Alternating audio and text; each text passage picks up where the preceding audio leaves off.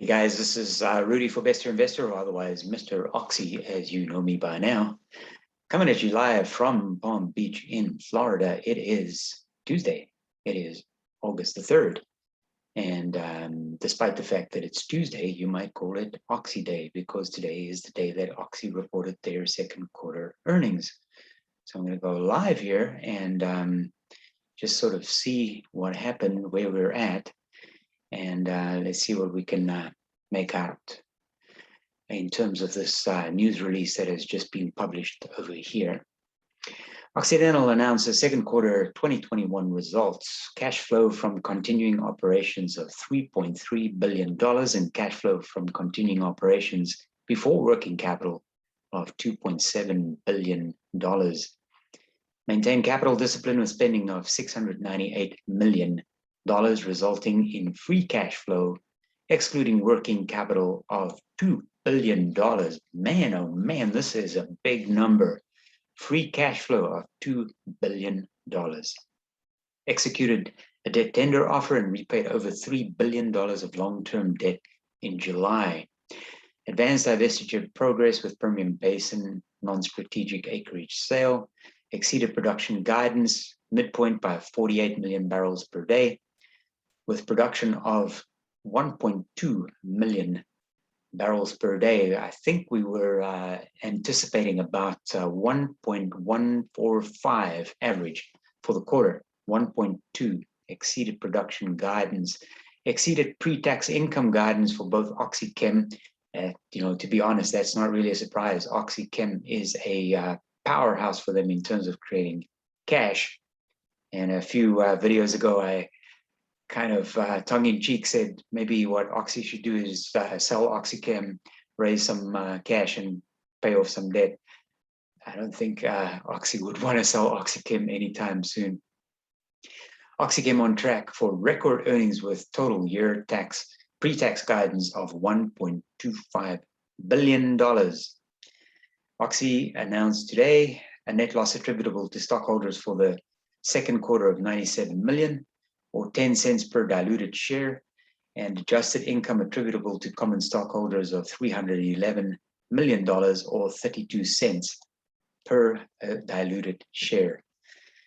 That is a good number, guys. That is a really good number. Let's see what Oxy is doing after hours, since I am on that page anyway. So where is this? Let me go back here. Oxy is up. Let me just refresh the screen. So Oxy was up 2.5% today, and it's up another 2% since the release of their quarterly results. This is comparable to a net loss attributable to common shareholders for the prior quarter of $346 million, or 36 cents per diluted share, and an adjusted loss attributed to common stockholders of $136 million, or 15 cents per diluted share. Second quarter after-tax items affecting comparability of $389 million included $426 million of net derivative mark-to-market losses, partially offset by state tax rate revaluation of $55 million. Vicky says our strong second quarter operational performance continued to drive robust financial performance, resulting in our highest level of free cash flow in over a decade for the second consecutive quarter. The successful execution of the tender offer is part of our ongoing commitment to reduce debt and improve our balance sheet.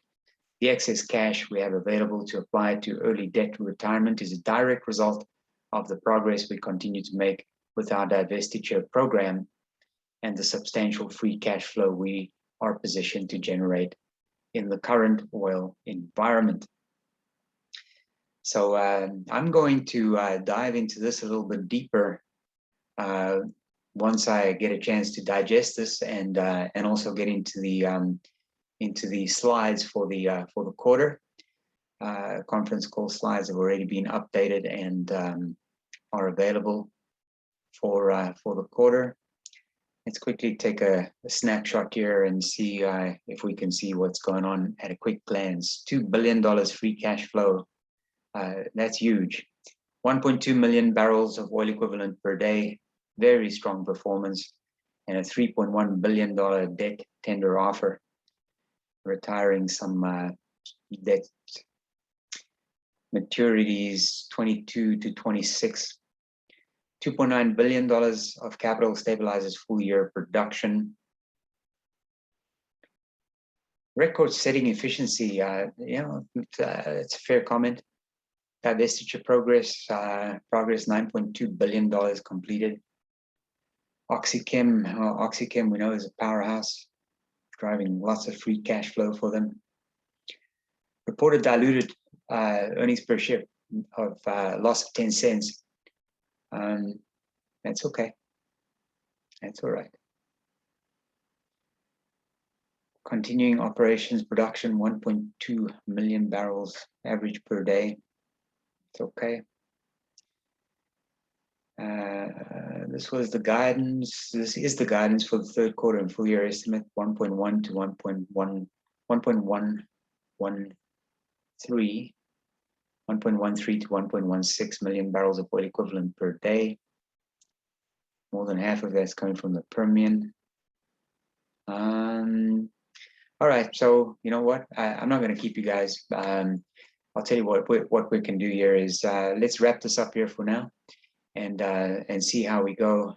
Just before I leave, let me just quickly go back into the Yahoo screen and sort of quickly take a look and see how the stock is trading right now. After I was up about 2%, looks as if the market is generally happy with the performance. So let's take a little bit of time, and see where we go, see where we land, and take it from there.